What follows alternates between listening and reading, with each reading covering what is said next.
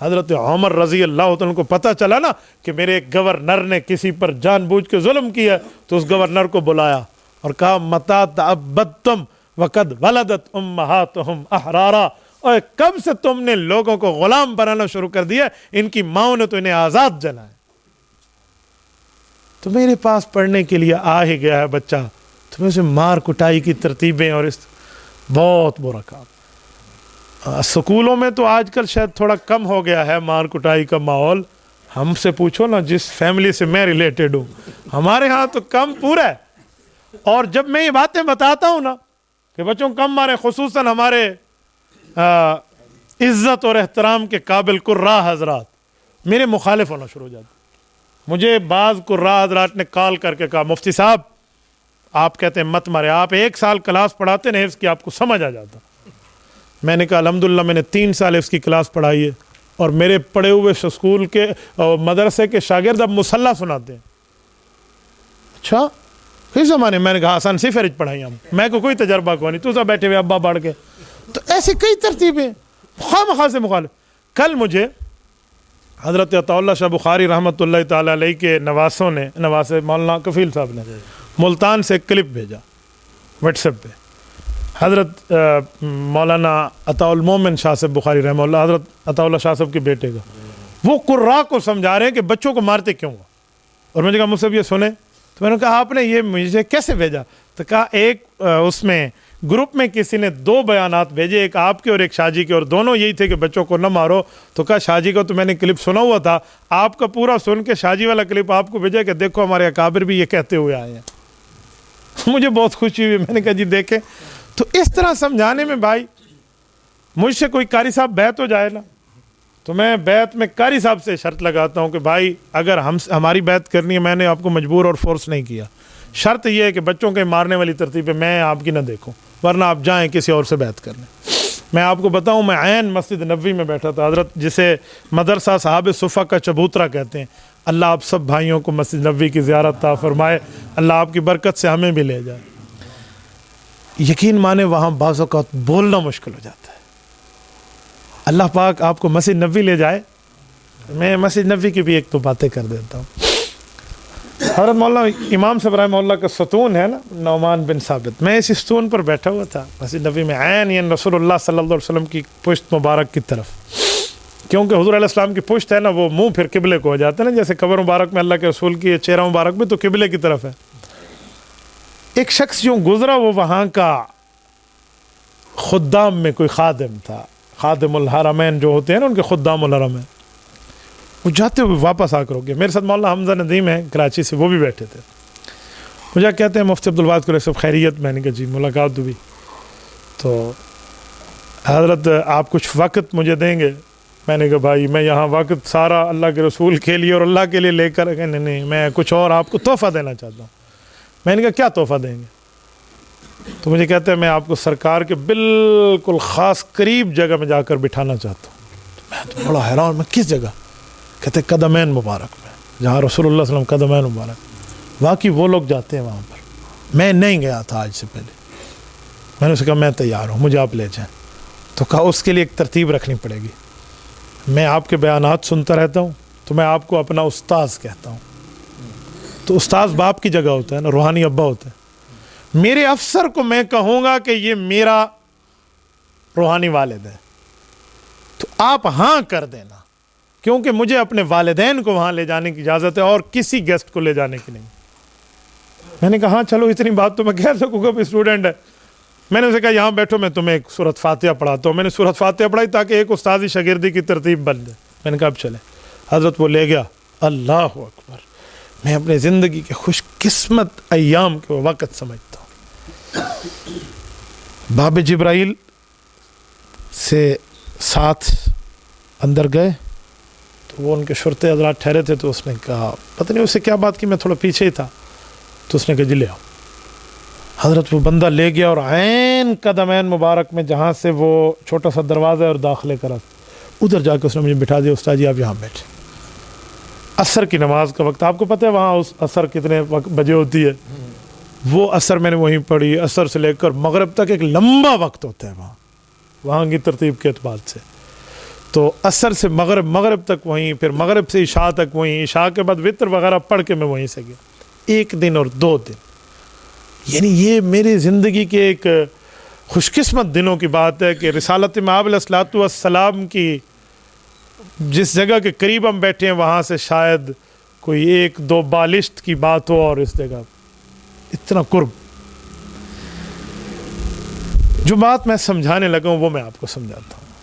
اس موقع پر میں نے وہاں دیکھا اسی جگہ نوافل پڑھنے کے لیے حضرت مولانا جلندری صاحب تشریف لائے، حضرت شیخ الاسلام صاحب وہیں آئے، لیکن میں کسی سے وہاں مسافہ نہیں کیا کہ رسالت مآب علیہ الصلوۃ والسلام کا حیا بھی ہو نا کہ ادھر بیٹھ کے بندہ کالیں سنے اور حال احوال اور یہ وہ. لوگ تو وہاں موبائل نکال کے کہتے ہیں ہاں جی میرا بھائی ہاں سلام پڑھ. میں ذاتی طور پہ اس بات کا قائل ہوں کہ میں وہاں یہ کہتا ہوں بھائی اس طرح میں سلام نہیں پڑھتا، یہ آداب کے خلاف بات ہے. رسالت مآب علیہ السلام کی موجودگی میں نظریں جھک جاتی ہیں اور ادھر ہم موبائل بندہ نکال کے بیٹھا ہو. تو جو میں بات سمجھانے لگا ہوں، اس کے پیچھے جگہ ہے مدرسہ اصحاب صفہ کا چبوترا. میں ادھر بیٹھا ہوا تھا اور قرآن کریم کی تلاوت پوری ہوئی اور میں نے قرآن کریم کو اٹھ کر اوپر جو ایسے الماری وغیرہ بنی ہوتی اس میں رکھا، تو شاید میرے اٹھنے سے میری شکل سے کوئی پیچھے بیٹھا بندہ پہچان گیا.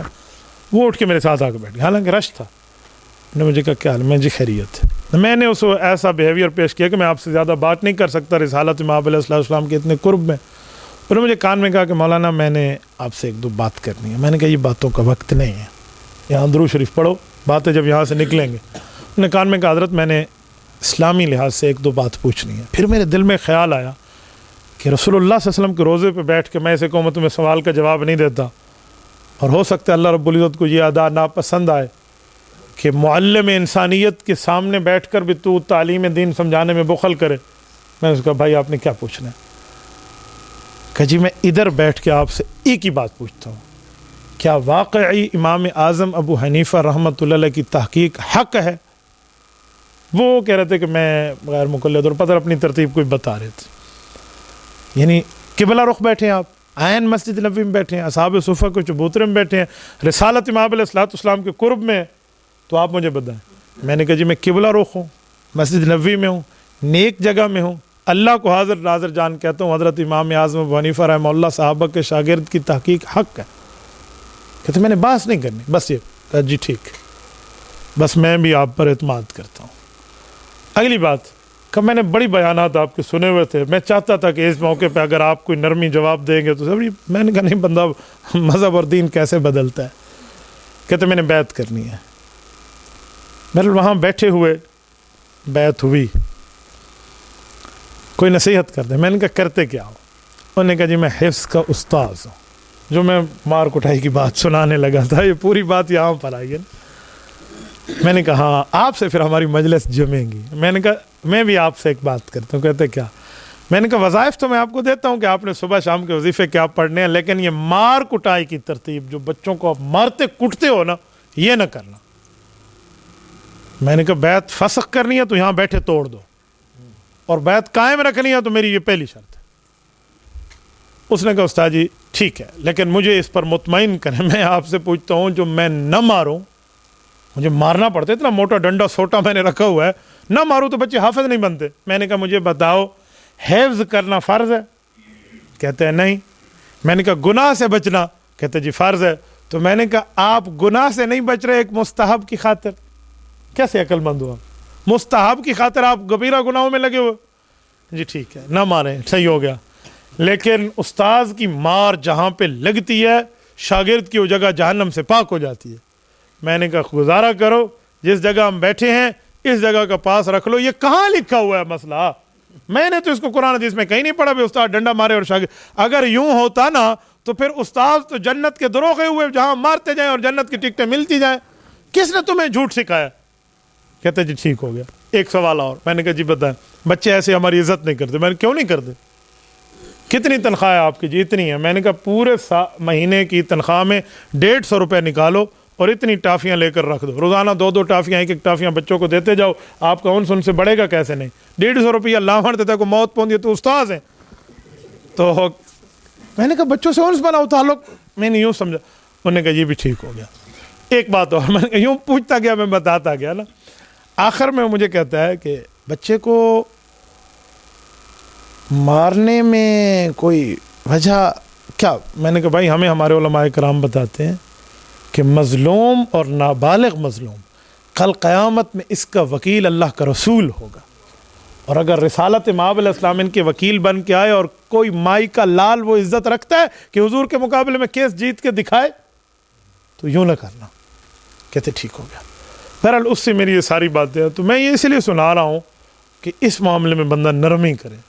یہ جو مارنے کتنے ہمارے مدارس بدنام ہوئے، پنکھے سے الٹا لٹکا کے قرآن مارا ہے اور بچے شہید ہو گئے ہیں، تو اس پہ تو خوش ہوئے، میں 10 بچوں کو حافظ بنا دیا۔ اور یہ جو حال ہے کہ جن بچوں نے تمہاری وجہ سے، میں ایک بندے کو ایسے جانتا ہوں، اس کا بچہ اسکول کا مدرسے کا اسٹوڈنٹ ہے اور وہ احدن ابدن آنا کا جوڑ پڑھ رہا ہے استاد سے نورانی قاعدے میں، اور بچے کو جوڑ نہیں آیا، استاد نے چلتا ہوا ایک وہ کیڑا جسے ہم سرائکی میں کہتے ہیں ٹنوڑ، ہاں مکوڑا، یہ اٹھا کر اس کے منہ میں ڈال دیا۔ ظالم انسان، یہ استاذ کہلانے کے قابل ہے؟ اس طرح کی مار اور ڈانٹ ٹپٹ اور کیا سے کیا معاملات میں یاد رکھو، نابالغ کا حق آپ نے کھا لیا، اور نابالغ معاف بھی کر لے تو معاف نہیں ہوتا۔ کیوں؟ فَإِنَّهُ لَا يَمْلِكُ شَيْئًا، اس کا ابھی کوئی اختیار نہیں ہے۔ آپ قرآن کریم کی آیت دیکھیں، فَإِنْ آنَسْتُم مِّنْهُمْ رُشْدًا فَادْفَعُوا إِلَيْهِمْ أَمْوَالَهُمْ، قرآن کہتے ہیں ابھی تو اس میں رشد نہیں ہے، جب رشد ہے تو آپ اس کو دے سکتے ہیں، اس میں سمجھ بوجھ نہیں ہے۔ تو ہم اپنے شاگردوں کو، اپنے اسٹوڈنٹس کو، اپنے سامنے بیٹھنے والوں کو اتنا کمتر نہ سمجھیں کہ ہم مار مار کے معاملات خراب کر دیں، ہم ان کی محبت رکھیں۔ اور پھر مار ایک صورت میں تھوڑی بہت کی گنجائش ہے کہ ہاں اس کے ماں باپ آپ کو اجازت دے دیں کہ آپ تھوڑی بہت ڈانٹ ڈپٹ کر سکتے ہیں۔ ڈانٹ ڈپٹ اور ہوتی ہے اور مارنا اور ہوتا ہے، پھر یہ اور بات ہے۔ اور وہ بھی کب، کس عمر میں؟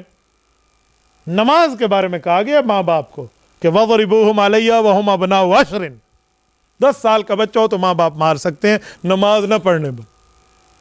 ماں باپ نے اجازت نہیں دی اور قاری صاحب دے مار اور 4:30 پہ لگے ہوئے ہیں، تو یوں نہیں ہونا چاہیے۔ تو میں آپ حضرات سے بھی یہ التماس کر کے اس پروگرام کو پورا کر رہا ہوں کہ محبت اور پیار سے اور طلبہ کے لیے دعا سے اور ان کے لیے ہاتھ اٹھا کے للہیت گڑ گڑانے اور آہوزاری سے اللہ سے مانگ کے ہم اس معاشرے میں اچھے سے اچھے قوم کو نئے معمار دے سکتے ہیں۔ تبارك الذي نزل الفرقان على عبده ليكون للعالمين نذيرا